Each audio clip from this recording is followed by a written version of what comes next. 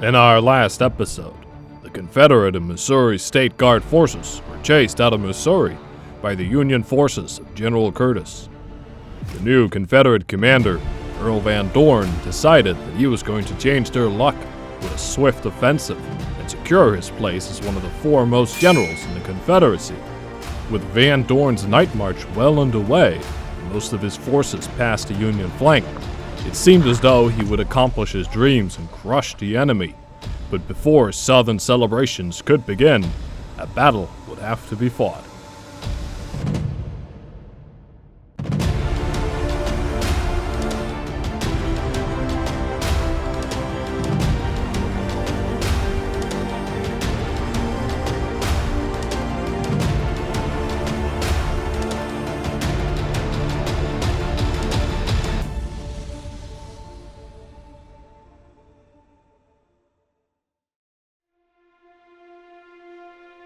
When the news of Confederates moving around his right flank entered Curtis's headquarters, he believed that the primary threat was around Lee Town.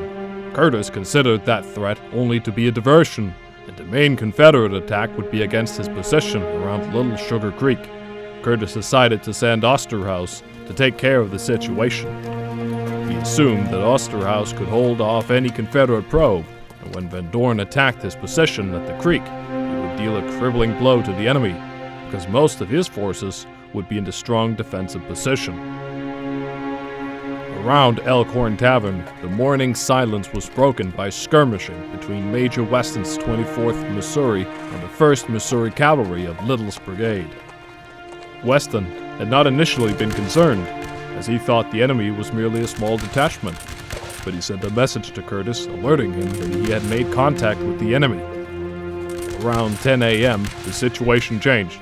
Price and Van Dorn arrived with the main infantry and artillery elements of Price's division, and Weston sent a second message to Curtis. The enemy had not only turned their right flank, they were in the rear of the Union Army. When Curtis received Weston's message, he refused to believe that the enemy was as strong as Weston reported. Van Dorn had the initiative. The 24th Missouri had the numbers of a small regiment and could not hope to stop the determined push from Little's 1st Brigade. During the last few days and nights, Van Dorn had demanded speed and aggression from his men at every turn, but at this crucial instance, he gave way to caution. Van Dorn ordered Price to form up his entire division into battle line before advancing. This took time and gave Curtis the chance to reinforce. As Curtis was realizing that there were Confederates in his rear, he was in the area around Pratt's store. Close by, he spotted a large unit of men. It turned out to be Dodge's brigade of Carr's division. During the night, Dodge had become convinced that the Confederates were trying to get into the rear of the Union position. He had taken his brigade from Little Sugar Creek to the area around Pratt's store on his own initiative. If Curtis had not been informed of the danger, Dodge may well have been court-martialed for leaving his position. However, with the current developments, it was most fortunate. He ordered Dodge's commander, Eugene Carr, to take the brigade to Elkhorn Tavern and evaluate the situation. Curtis still believed that the enemy force around the tavern was small, and he assured Carr that he could clean out the hollow in a short time. Weston had been juggling his small command for nearly 3 hours, and his skirmishing, added to Van Dorn's uncharacteristic caution, meant that he still held the high ground when Carr arrived just before 11 a.m. The 1,250 men and 6 guns must have been a welcome sight. Carr quickly realized that his superior had been mistaken in regard to the size of the enemy force, but he decided to hold the ground. He deployed his men on the high ground looking down Telegraph Road and across Timber Hollow. As the road passed the tavern, it descended about 100 meters down from the plateau.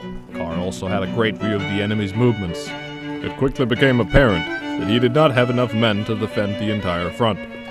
He therefore put his main strength on the right. As Weston told him, the Confederates were likely to put the most pressure there, and the terrain on the left would be obstacles enough for now. Carr then personally took command of the 2 guns of the 1st Iowa Light Artillery and let them down Telegraph Road to delay the enemy. A few hundred meters down the road, Carr found a good position. By now the Confederates had finally started to advance. Little's brigade was moving forward close to the Telegraph Road, while Slack's brigade was on his right, while the Missouri State Guard was on the left. Carr ordered his guns to open fire. This unexpected shelling stopped the infantry advance, and Van Dorn ordered his artillery forward. Giebor's battery was chosen to move forward and respond to the fire, and more Confederate batteries gradually joined in. Once the Confederates started to fire back at Carr, he ordered 2 more guns to move up and assist him. Carr had realized by now that he could only withhold the enemy for a short time with his limited force, and he sent a message to Curtis asking for reinforcements. Carr's guns managed to keep the road clear for a while, but his gunners were paying the price, as the enemy's fire was incessant. Carr's single battery could also not cover his flanks, and on both the left and right, the Confederates continued their advance. Shortly after 12 p.m., the various Missouri State Guard forces launched a probing attack against Carr's right. It was thrown back with relative ease, but the Union force was stretched thin. This finally dawned on Curtis, and he went back for reinforcements. Around 12:30 p.m., Carr's situation was becoming worse by the minute. His battery had been reduced to a single gun.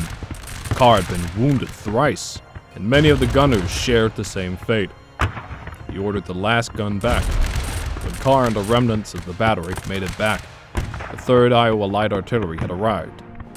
It was the vanguard of Vandever's brigade.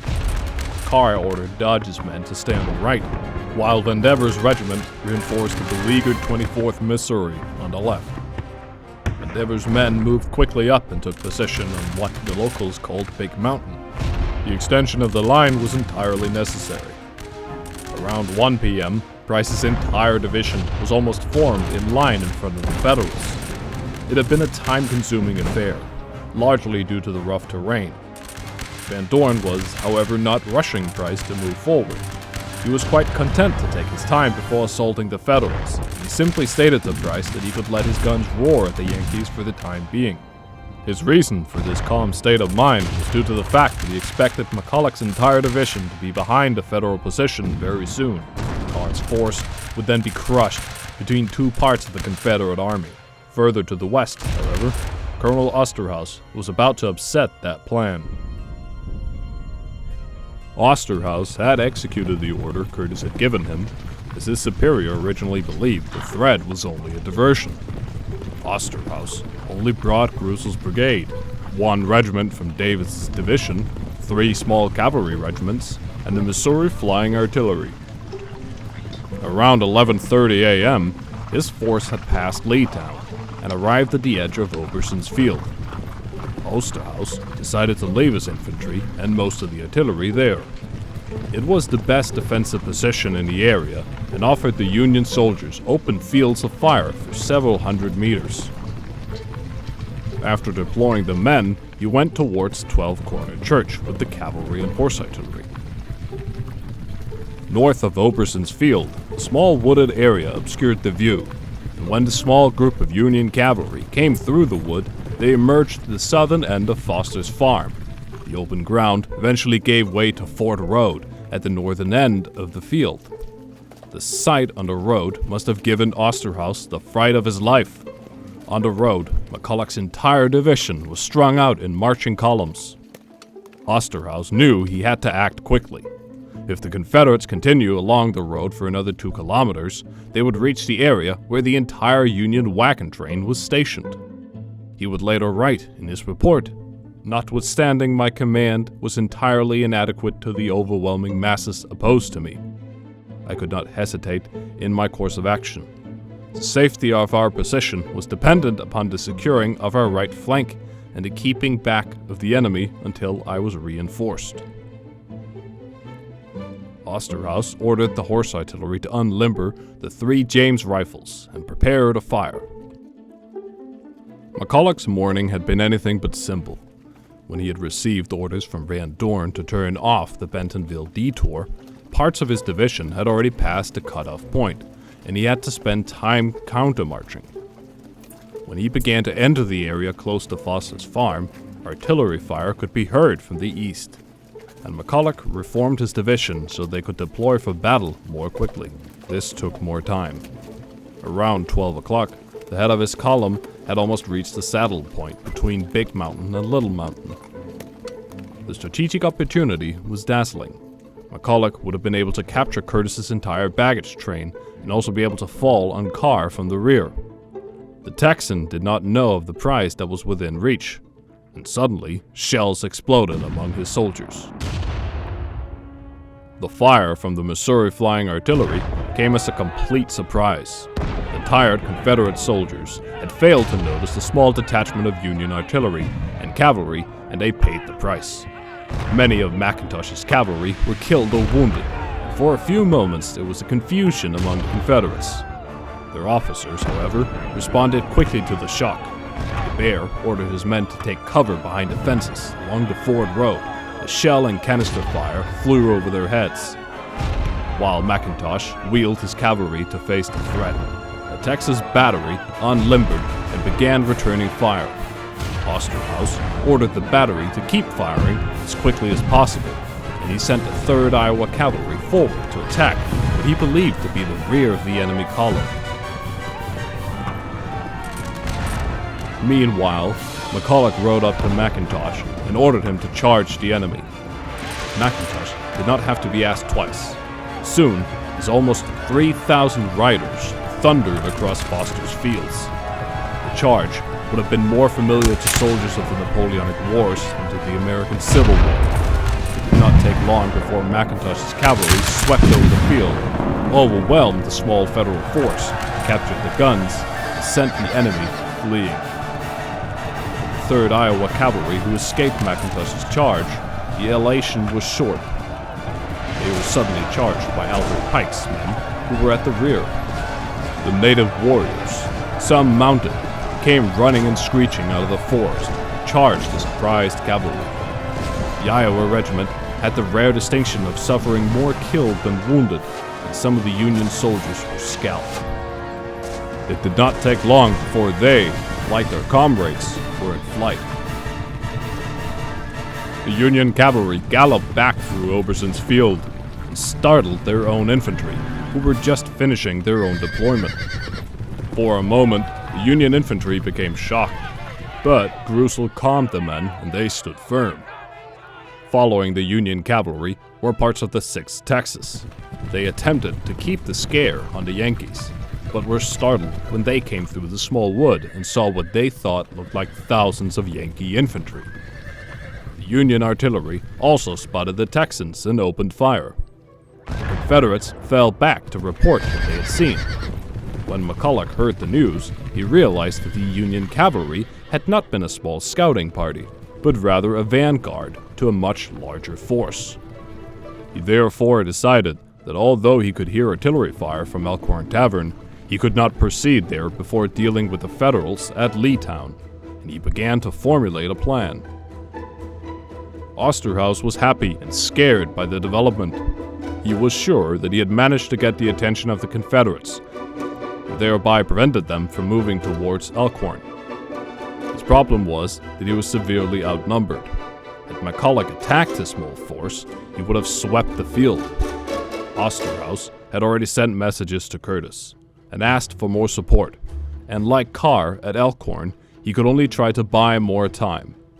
The Federal and Confederate forces were separated by about 800 meters, about 400 of which was the wood between the farms. Union artillery began to lob shells over the trees, causing casualties. The Federal artillery fire was especially unsettling to Pike's men, and the native warriors did not advance any further that day. Eventually, the Federal fire got a likewise response from the Confederate batteries on Ford Road. One of the largest Federal regiments, the 36th Illinois, sent 2 companies to the northern side of the field to act as skirmishers.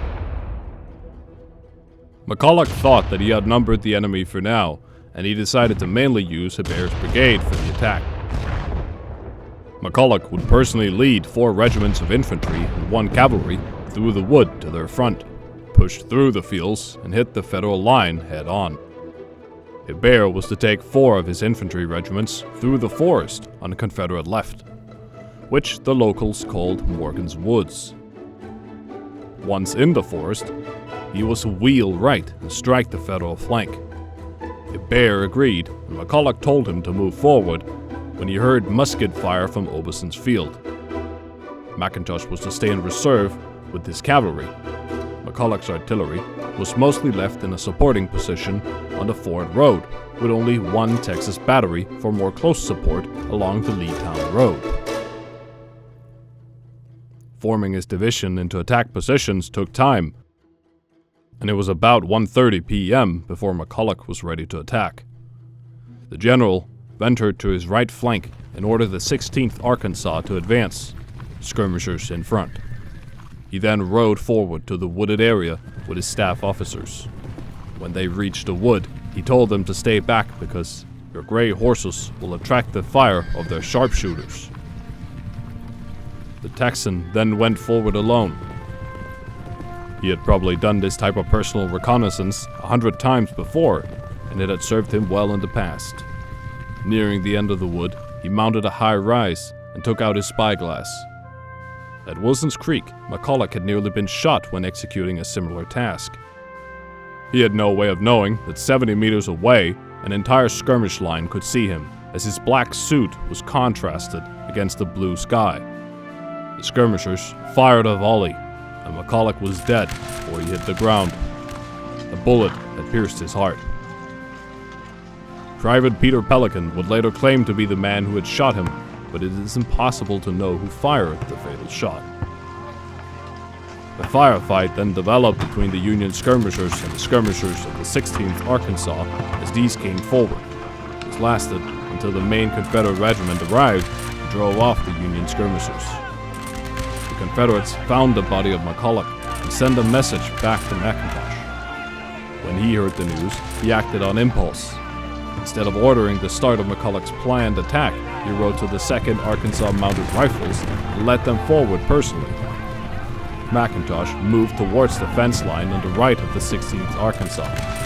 They had begun to receive punishing volleys from the entire 36th Illinois. When the Arkansans arrived through the trees, Colonel Grussel saw the new troops emerging, and he ordered several companies to aim and fire at the new enemy. The volley hit just as MacIntosh rode through the trees, and the Confederates lost their second general within an hour. He fell not even 100 meters from McCulloch. Unlike his superior, MacIntosh fell for all the men to see, and it greatly shook their morale. The two Confederate regiments quickly fell back through the trees. When they reached Foster's farm, the regimental commanders discussed the situation, and they agreed to stay there and wait for further orders. No one, however, deemed it necessary to inform Colonel Hebert of MacIntosh's death, and that he was in command of the division, something that ironically guaranteed that no future orders would come. Hebert acted on the last orders he had received from McCulloch, and with the sound of battle coming from the fields, he moved his men through Morgan's woods to strike the Federal flank. The movement in the forest was tough, and his advance was slow. The 4th Arkansas, which was on the Confederate right, also strayed slightly out of the forest, and was spotted by Union artillerists, who fired canister rounds. This caused the regiments to move more into the woods, but in doing so, they intermingled with the 3rd Louisiana, causing further delays. Despite the difficulties, the Federal right flank was completely empty of soldiers. When Curtis had returned to Pratt's store after his visit to the front around Elkhorn Tavern, he had ordered Jefferson Davis's division to move immediately there. As soon as the orders had been sent to Davis, Curtis received news from Osterhaus that an entire division was marching down the Ford Road. Curtis countermanded Davis's order and sent him to help Osterhaus first. Just around 2 p.m., Davis arrived around Oberson's field with his division. Osterhaus asked Davis to line up his men to face Morgan's woods. Davis moved his 1st Brigade to face the Confederates, while he prepared the oncoming 2nd Brigade to a position where they could hit the Confederate left flank. When the two Union regiments of the 1st Brigade moved into the woods, they realized how poor the visibility was, and it did not take long for the two units to lose contact with each other. Not long after, they collided with Hebert's oncoming regiments. A fierce firefight developed in the forests as the two Union regiments exchanged volleys with Hebert's 4. A soldier in the 3rd Louisiana would later write, "Suddenly, something like a tremendous peal of thunder opened all along our front, and a ridge of fire and smoke appeared close before us, and the trees around us and over our heads rattled with bullets as if in a heavy hailstorm." In the ongoing fight, the Confederates had two important advantages. The numbers were greater, and with the short visibility, the Union soldiers were unable to take advantage of their long-range weapons. Within an hour, the two Union regiments were being pushed back. The left regiment retreated in a disorganized fashion towards Okerson's Field, with the two Confederate regiments right behind them. When the Union soldiers got behind the battery stationed there, the artillerists began to fire canisters at the oncoming enemy. The Confederates pressed on, and under the leadership of Colonel McNair, they charged the battery and captured 2 cannons. Their success was, however, short-lived. The 4 remaining cannons had fallen back barely 100 meters and began blasting the old position with more canister rounds.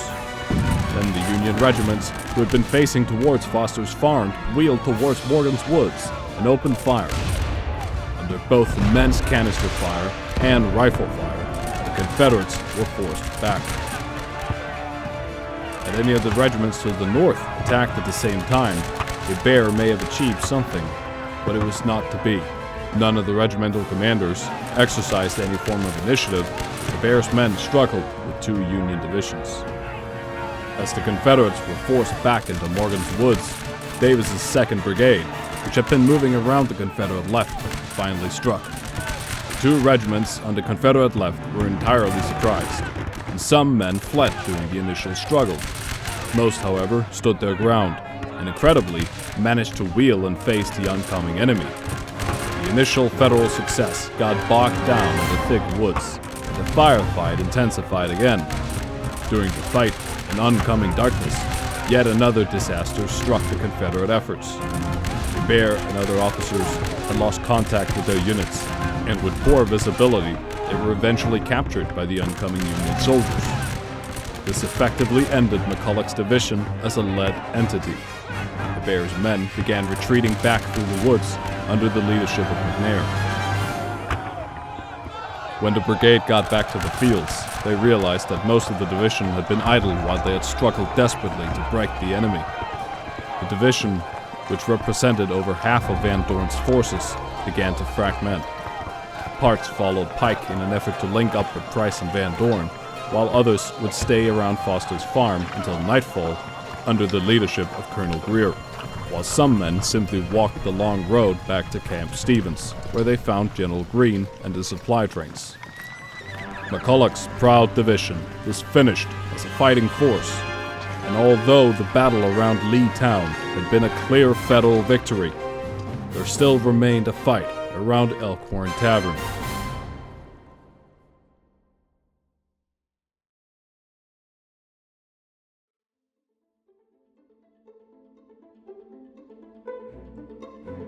This has been our 4th video in our series about the Trans-Mississippi Theater of the American Civil War. Make sure to subscribe to catch part 2 of the Battle of Pea Ridge. We'll see you then.